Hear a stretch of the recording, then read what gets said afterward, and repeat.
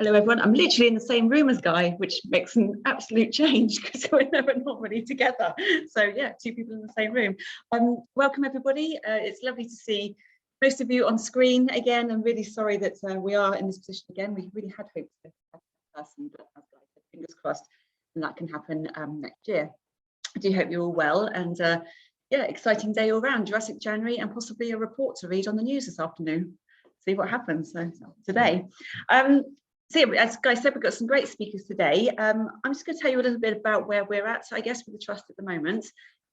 We've got a very exciting year ahead, albeit going to be agile, the same as everybody else, and changing plans and plan Bs and plan Cs as they come about. But as you might know, this just gone in December, 16th December, was the 20th anniversary of the site inscription to be a World Heritage Site. So for us, sorry, just put somebody in the waiting room. There we go.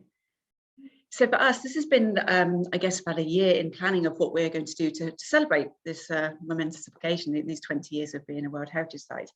So we've decided to plan a year's worth of events, and we've been talking about that recently. Some wobbles of whether things will play out, but I'm really hoping that as restrictions ease, we will be able to go through what we want to do.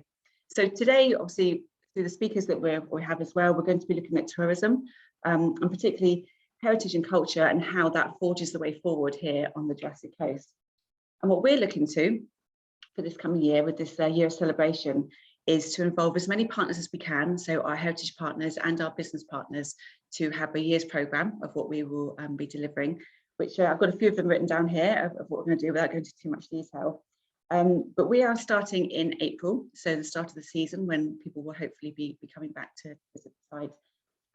Initially with a series of mini exhibitions across the coast. So we've been working with different heritage partners to do different things at different sites, everywhere from Dalston all the way along the coast to Sidmouth, within museums and visitor centres.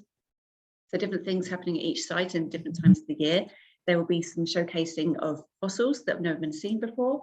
There will be some led talks and some walks with some renowned geologists and paleontologists.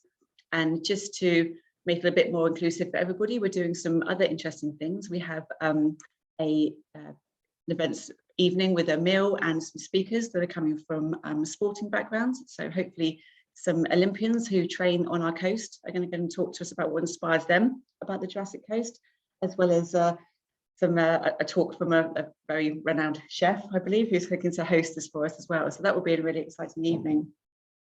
We've also got some walks and talks from other local people who are coming to the coast to talk a bit more about its accessibility and how the coast can be accessible to everybody in terms of diversity and inclusion. So that will be very much focusing on the local heritage and accessible walks on the coast.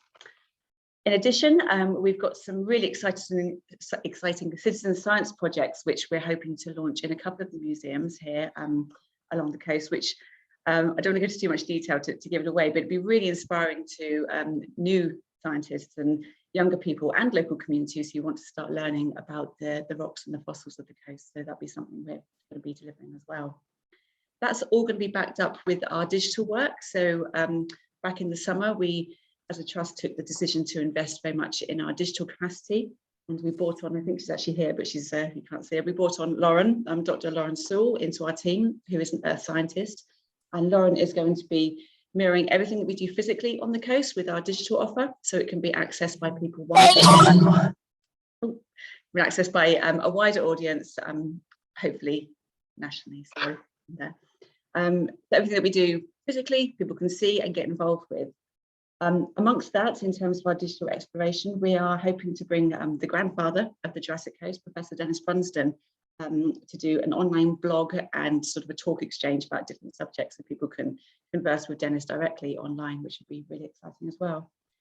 So lots of things that are happening, and as I say, I'm keeping everything crossed that everything goes to plan. I'm really interested actually in what Sam is going to say next about people's expectations of coming to our coast in terms of staycations, so that hopefully we'll have a programme that is going to meet everybody's needs this year. So I will talk a little bit more later. And if anyone's got any questions about what we're doing, love to answer those questions. And there will be opportunities for businesses to get involved, as well as our heritage partners who are already involved in what we're doing, which could be anything from being involved with the exhibitions, if people wanted to sponsor any parts of those or host events for us and with us, that would be fantastic. So happy to talk about those things a little bit later. So I think for now, I might hand back to Guy because he's doing the programming, but be on to our first speaker. Great, thanks, Stacey.